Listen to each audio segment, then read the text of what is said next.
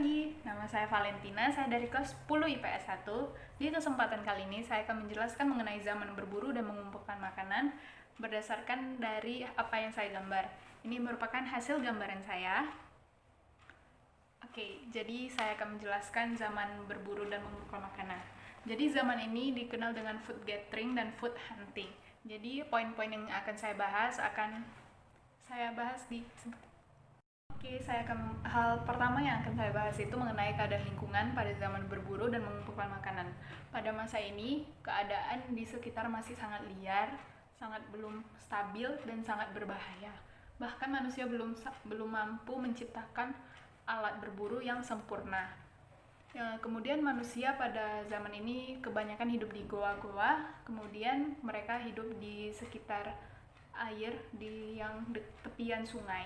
Jika makanan atau hasil buruan mereka sudah tidak ada di sekitaran situ, mereka akan berpindah mengembara ke tempat lain untuk mencari bahan makanan.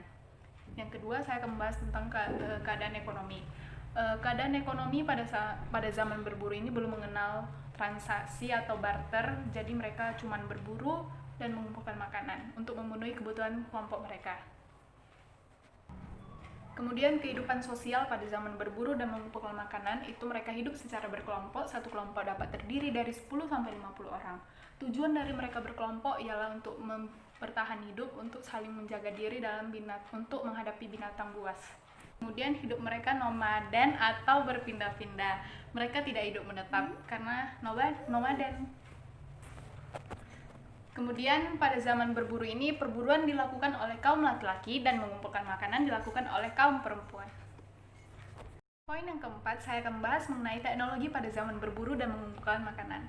Pada zaman ini mereka menggunakan alat-alat yang masih sangat sederhana, dalam arti belum diasah atau dihaluskan dan masih dalam keadaan kasar. Oke, jadi alat-alat yang pada zaman ini adalah kapak perimbas, kapak penetak, kapak genggam, dan alat serpi. Sekian.